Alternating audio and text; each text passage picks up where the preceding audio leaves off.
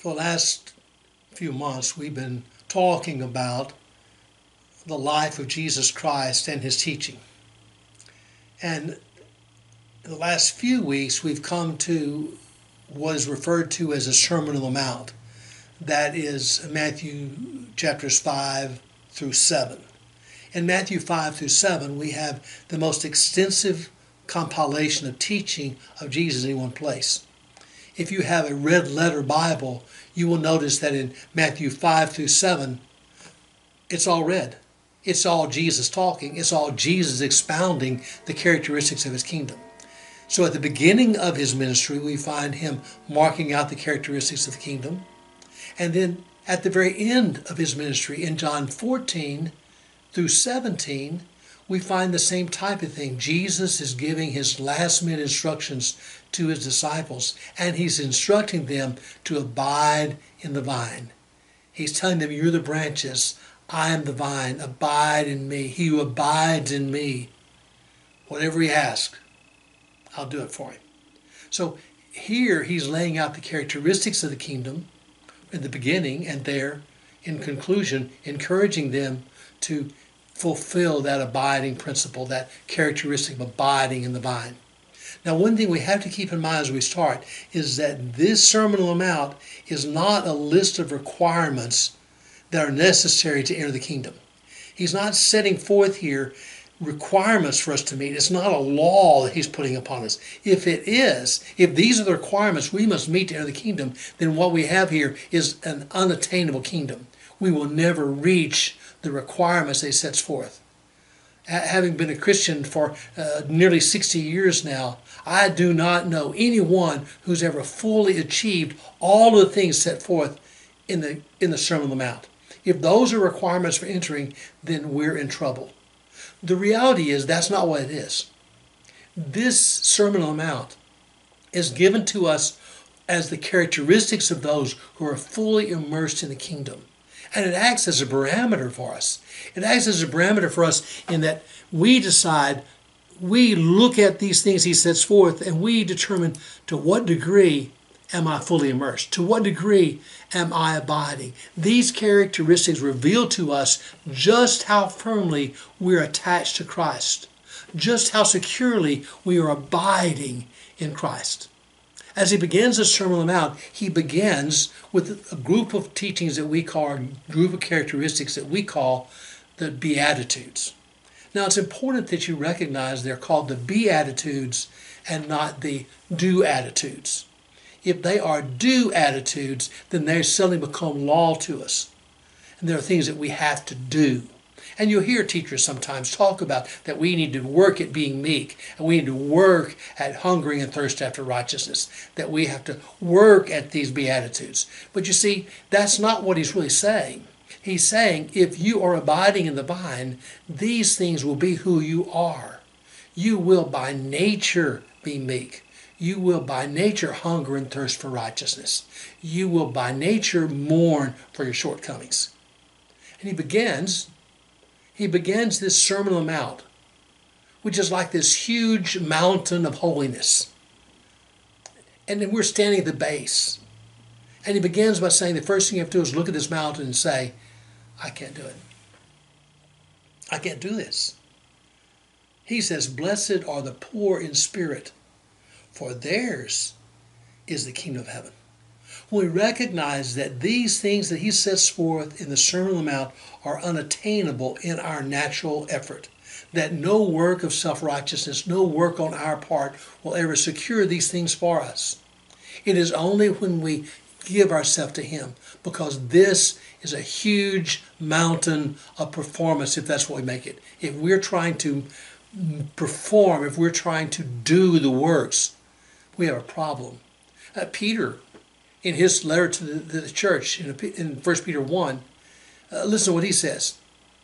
But as he is holy, as he has called you as holy, you must be holy in your conduct.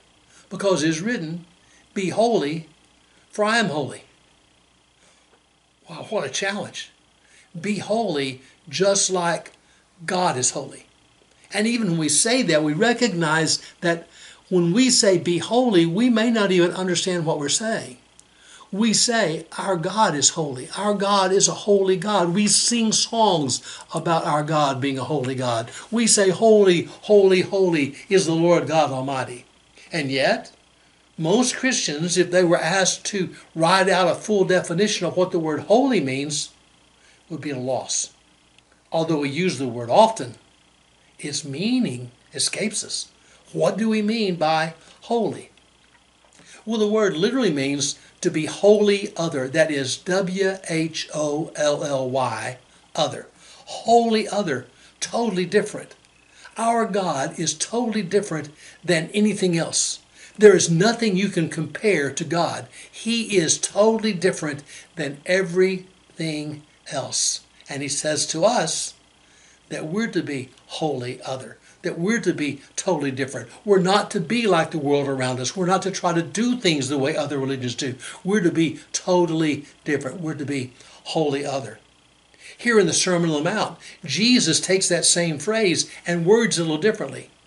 He says there in Matthew 5, verse 48, "Therefore you shall be perfect, just as your Father in heaven is perfect." Now, we see that word perfect, and that's a little scary, and it should be. The word means that which nothing is lacking in. It means to be total. It means to be complete. That which is perfect is that which is complete.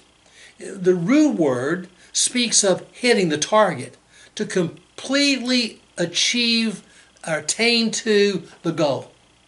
We have a goal, and we have a purpose. And to be perfect means we totally and completely achieve that purpose. It also means to perfectly hit the mark. It's the concept of an archer hitting the bullseye. And not just hitting the bullseye, but hitting the smallest dot in the middle of the bullseye. It's to perfectly hit the bullseye. We know that the Greek word most often translated sin in the New Testament is the Greek word hamartia, and that word means to miss the mark. So sin is to miss the mark. To be perfect or to be holy is to always hit the mark. As I stare at this mountain of expectation, as I realize that this summit is unattainable, how in the world can I get to the place where I never miss the mark? How can I get to the place where I am holy as He is holy? I have not the ability. It's like being at the base of Mount Everest. We have a work in Nepal, and I've seen Mount Everest many, many times, but I've never attempted to climb it. I can imagine standing at the base of that huge mountain and being told, you must climb this mountain. I have no talent. I have no training. I have no equipment. That mountain is unattainable to me. So it is here. If we're truly poor in spirit, we recognize that no matter how hard I try, I cannot attain. No matter how hard I try, I continually miss the mark. The prophet Isaiah, in his 6th chapter of his book, he talks about being caught up in the Spirit and being taken to the throne room of God. And he says, I saw the Lord high and lifted up, and the train of his robe filled the temple. What did that do to Isaiah? Did it make him boast about his righteousness? Did it make him boast about the fact that God had shown him this vision, that God had taken him to the throne room? No, here's what Isaiah says. Woe, woe is me, I am undone, because I am a man of unclean lips, and I live among a people of unclean lips. For my eyes have seen the King, the Lord of Lords. What that vision, what that revelation of the perfection and holiness of God did for him was to make him recognize who he was. 60 chapters later, in Isaiah 64, verse 6, the prophet is still hammering on this same concept. He said, all of us have become unclean, and all of our righteous acts are like filthy rags. He says, the greatest thing I can do, the most perfect attempt I can make at holiness, my greatest righteousness, is but a filthy rag compared to the holiness of God. And yet the requirement is, this is the mountain of holiness, the mountain of righteousness. Now those who think they can scale this mountain of righteousness, those who think they can scale this mountain of holiness alone in their own strength, are the ones mostly to be despised. You remember that in the book of Revelation, we find Jesus' letters to the churches. In Revelation chapter 3, he writes to the church at Laodicea, and he says, I know all the things you do, that you're neither hot nor cold. I wish you were one or the other. But since you are lukewarm, neither hot nor cold, I will spit you out of my mouth. You say, I am rich. I have everything I want. I don't need a thing. And you don't realize that you're wretched and miserable and poor and blind and naked. You see, they thought they had attained. Their own self-righteousness disqualified them. Their own self-righteousness caused Jesus to say, I will spew you out of my mouth. You see, the only way to achieve the holiness required, the only way to achieve this perfection, is to realize that we can't do this in our own strength. We cannot scale this mountain of righteousness in our own capacities. We have to give up our vain attempts at scaling the heights. Those who have emptied themselves of self-effort and have eliminated the self-righteousness, secure the summit of righteousness. In Galatians chapter 2, verse 20, Paul says, I have been crucified with Christ. It's no longer I who live, but Christ lives in me. And the life I now live, I live by faith in the Son of God.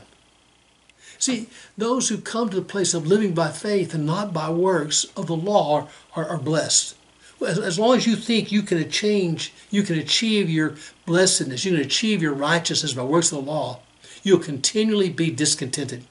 You'll continually be striving. You'll continually be unhappy. But he says, blessed are those who are poor in spirit. Blessed are those who recognize they can't do it in and of themselves. This word blessed means contentedly happy. Freedom from normal cares and worries like the life the rich possess. You see, the rich are not worried about how they're going to pay their bills tomorrow. They're not worried about how they're going to pay the electric bill, their mortgage. They're not worried about the normal cares of the world, the normal man. This word blessed actually originally in classical Greek language was attributed to the Greek mythological gods. They thought their gods, they said their gods were blessed. They were contentedly happy. They had no lack. There was nothing missing in their life. They were content. They were full. They had everything they need. Zeus was blessed. He could do anything he wanted, whenever he wanted, with whatever he wanted, because he lived in that place of contented happiness. This word blessed speaks of the fullness of life. If you remember, Jesus said, I've come that you might have life and have it to the fullest, or have it in abundance. This fullness of life always speaks of material goods. It speaks of contentment, and it speaks of good fortune. One who has entered the kingdom of heaven is contentedly happy, for he has entered into the fullness of God. Let me say it again.